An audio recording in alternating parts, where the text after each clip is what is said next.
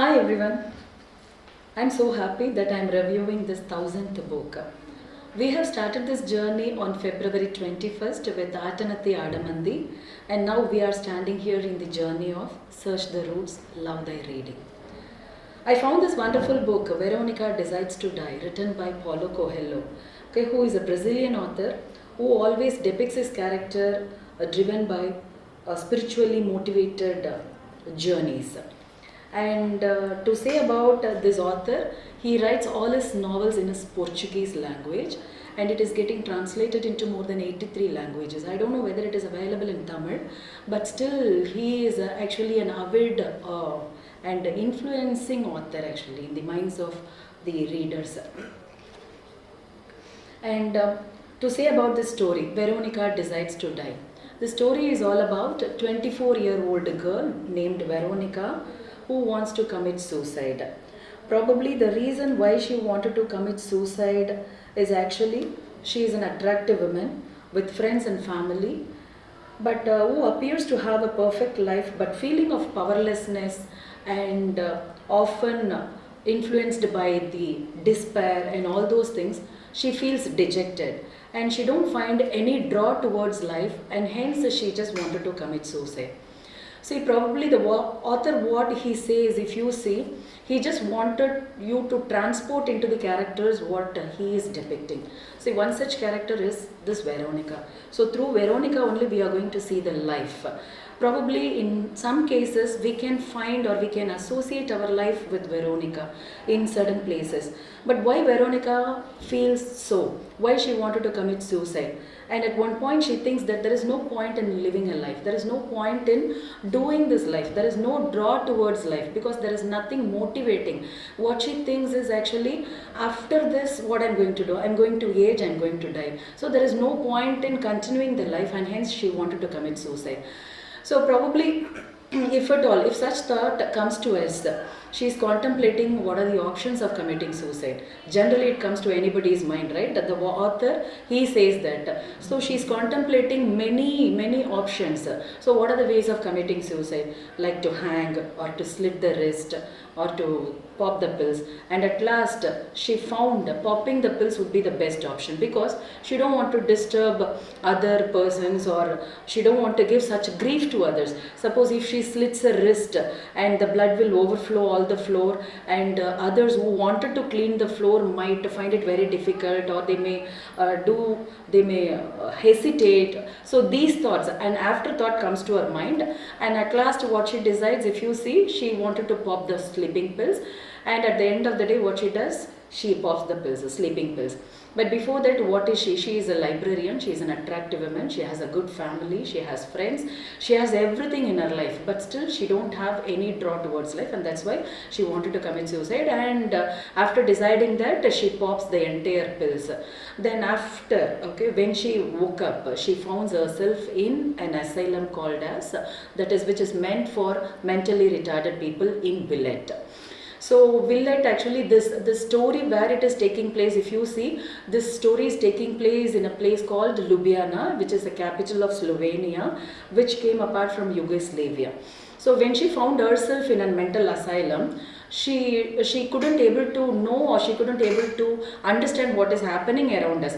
But at one point she understands that she is alive, she is not dead yet. So when she finds so, the Dr. Igor, he is the one who is giving treatment for this Veronika. So when Veronika was given treatment by Dr. Igor says to her that, actually speaking, you are almost dead, but unfortunately you are now alive, but your heart has been damaged so much that you will have very less days to live. So this is what is being said to Veronika. So believing that, after this, Veronika comes to a thought that, okay fine, nobody is going to judge me, no one is going to be prejudiced, or no one is going to decide upon me. So after this thought, what she thinks is she can live any way, whatever way she can. So that's the thought comes to her mind. And moreover, she thinks that this is a mental hospital, so whatever she is going to do, no one is going to judge her. So likewise, she wanted to live every minute, and believing that she is going to die in very few days.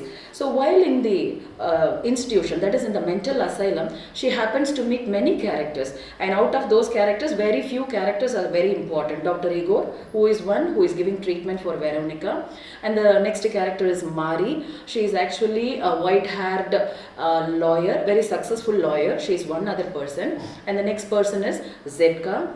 One more person is Edward.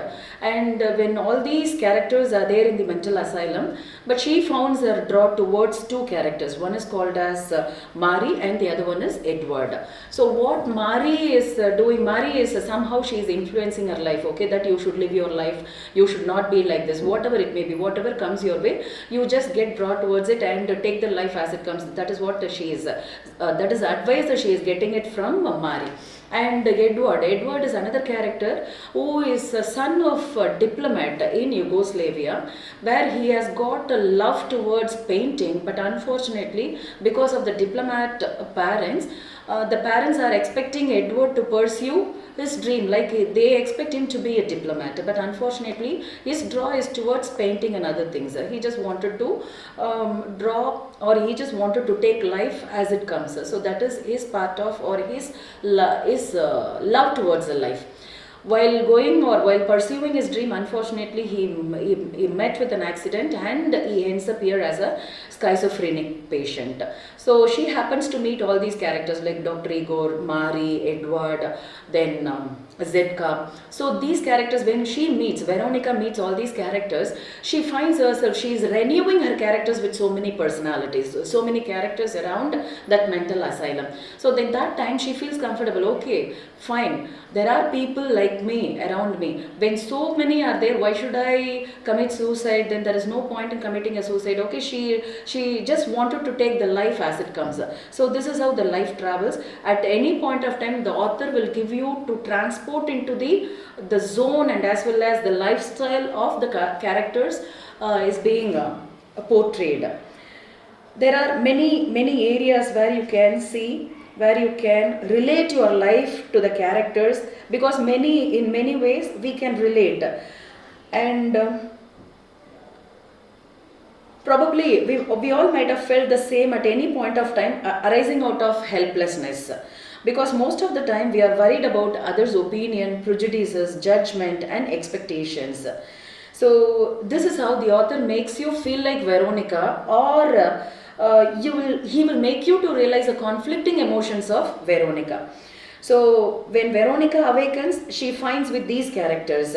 So though initially she was disappointed by the unsuccessful suicide, but she is experiencing a new Veronica in her after meeting these characters. So this is how the story travels. I expect every one of you to read the story, though it is written in the early years, 22 years back. Probably even some situations you can relate your life. Definitely will offer you a lot of lessons and as well as a lot of experiences when you go through the story. And one such a point is, I would like to mention, there is one character called Zetka. Zetka will offer a fine moment of realization. What she will see is, everybody is suffering from past, present and future, but in your case there is nothing like past or future. You are going to live only your present. So forget about your past and don't have any fear about the future. That space definitely will influence anybody's heart who is reading this book, especially because we all wanted to have such kind of situation, because we all suffer from the burdens of past and as well as we have the fear of future. In between only we are traveling and we forget to live the moment, right? So that situation, the situation which has happened with Veronica, if it is going to happen with us, definitely that would be a bliss, right? But unfortunately it has happened only for Veronica. Okay, hope we all can live at this moment. I think we all can try to live at this moment.